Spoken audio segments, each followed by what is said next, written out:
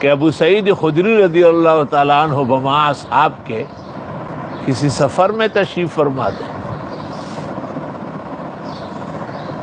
عرب دستور تھا کہ لوگ آس پاس آ کے رہنے والوں کا دریافت کرتے تھے کہ آپ کہاں سے آئے، کون لوگ ہیں، کہاں جا رہے ہیں اور کتنے دن یہاں قیام کریں گے، اور اس کے بعد آبادی سے کھانا آتا تھا.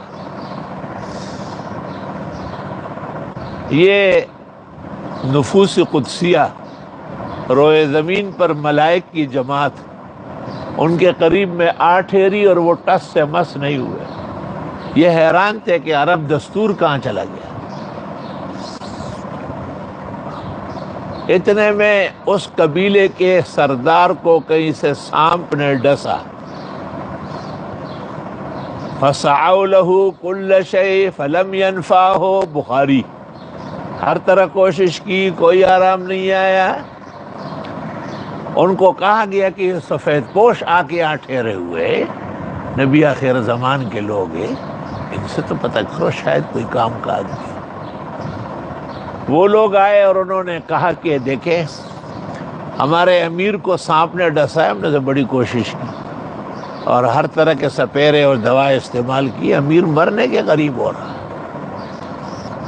ابو سعید خدری رضی اللہ تعالیٰ عنہ نے کہا کہ میں جاؤں گا اور دم کروں گا، وہ فائدہ ہوگا. لیکن میں یہ پوچھنا چاہتا ہوں کہ عرب دستور کے مطابق ہماری مہمانی یہاں ضروری تھی یا نہیں؟ انہوں نے کہا ضروری تھی. کہ اتنے دن سے ہم ٹھہرے ہوئے ہیں، آپ نے پوچھا تک نہیں، لہذا آپ بھی ہمیں کچھ مقرر کریں گے تب جاؤں گا. چنانچہ انہوں نے فیصلہ کیا کہ ہم ایک ریوڑ بیڑ بکریوں کا دیں گے. اس کے بعد ابو سعید خدری رضی اللہ تعالیٰ عنہ صبح و شام بخاری میں 3 دن گئے. دم کرنا کوئی آسان کام نہیں ہے کہ مولوی صاحب والی اور دم ہو جائے.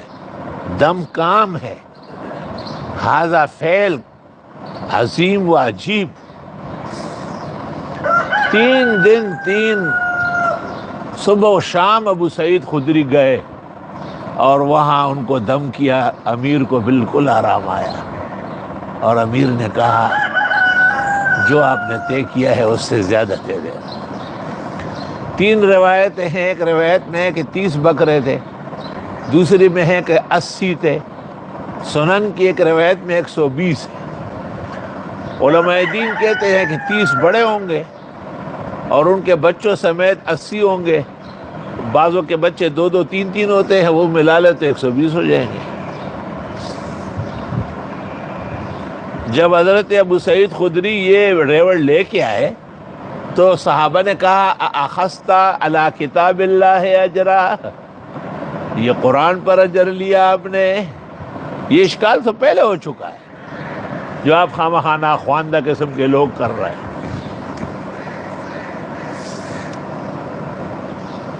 چنانچہ مدینہ منورہ پہنچ کر رسول مرسل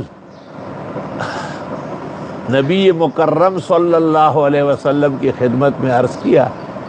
آپ نے ابو سعید سے پوچھا کون سی سورت پڑھی؟ تو فرمایا گیا کہ فاتحہ. اور آپ نے کہا بے شک اس میں ہر مرض کی شفا ہے. اور پھر فرمایا کہ جو بیڑ بکری علی آپس میں بانٹو پورے لشکر میں، اور ساتھ یہ بھی کہا کہ میرا حصہ بھی مقرر کرو. اس روایت کو صحاح کی تمام کتابوں نے نقل کیا ہے. اس کے بعد کسی فقیہ یا مجتہد کا یہ استدلال کہ طاعات پر اجارہ ناجائز ہے محل نظر ہے، اور پھر یہ استدلال کرنا کہ قرآن پڑھنے والا خواہ قرآن خوانی کرے یا قرآن پڑھنے والا تراویح میں پڑھے، اس کو کچھ اکرام اور اعزاز کی نیت سے دینا ناجائز ہوگا. اس عاجز اور فقیر کو یہ تمام استدلالات علی خلاف ما عہد عن رسول اللہ صلی اللہ علیہ وسلم معلوم ہو رہی ہے. اس لیے اس قسم کی تمام فتاویٰ کبار کے ہے یا صغار کے ہے، ساجس کے نزدیک رد ہے وہ، کیونکہ ان میں سے کوئی بھی پیغمبر کے ساتھ نبوت میں شریک نہیں ہے، آپ نے وہم تک ظاہر نہیں کیا۔ یہ استدلال کرنا کہ امور دنیا پر جائز ہے، حضرت بنوری نے کہا والعلت تقتضی ان تعم، یہ استدلال کرنا کہ امور دنیا کے لیے تو خیر ہے لیکن امور آخرت ایصال ثواب کے لیے منع ہے۔ شان ورشا کہتے اکف لسانی عنہ، میں اپنی زبان کبھی بھی ایسی نہیں چلاؤں گا، یعنی یہ بھی غلط استدلال ہے۔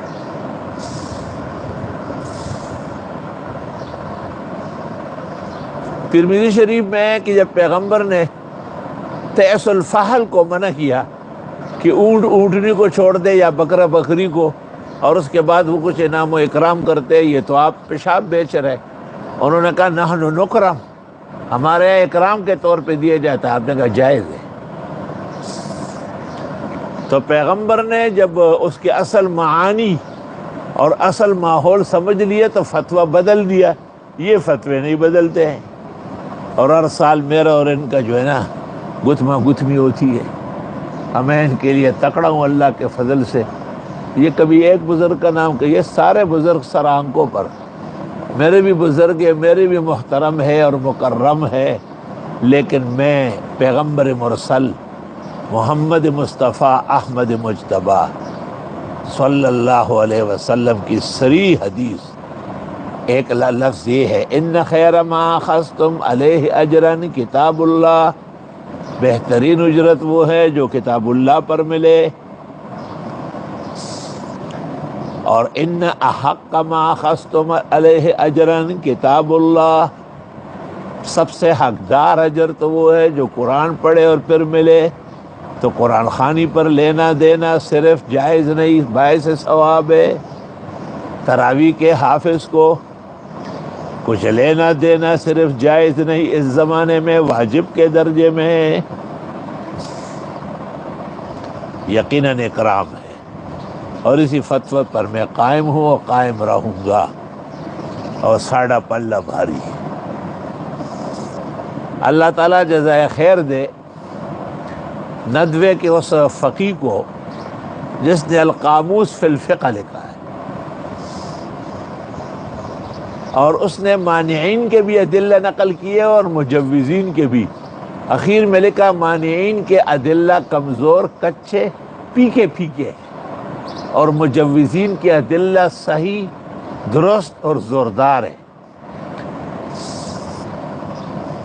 علامہ آلوسی نے بھی روح المعانی کے اندر وَلَا تَشْتَرُوا بِآيَاتِي ثَمَنًا قَلِيلًا پر لکھا ہے کہ وَذَكَرُوا فِي الْمَنْعِ أَحَادِيثَ لَا تَصِحُّ، ممانعت کی حدیثیں صحیح نہیں ہیں، وَقَدْ صَحَّتِ الْأَخْبَارُ وَتَضَافَرَتْ أَقْوَالُ الْعُلَمَاءِ عَلَى جَوَازِ ذَلِكَ، صحیح احادیث اور علماء کے ہر دور کے اتفاق سے اس کا جواز معلوم ہو رہا ہے۔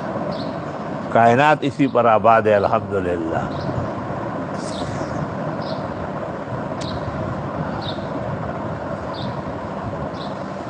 تو مفسرین قائل ہے، فقہا قائل ہے، محدثین قائل ہے، تو میں نہیں جانتا کہ اپنے بعض بزرگوں کو عند الفتاویٰ یہ حدیث مستحضر نہیں ہوئی تو معذور ہے، معاف ہے، اور میں نے آج تک کسی معتبر فقیہ، خواہ وہ دلی کے علماء ہو یا دیوبند کے حضرات ہو، جنہوں نے اس حدیث کے جواب دیتے ہوئے ممانعت کا فتویٰ دیا ہو،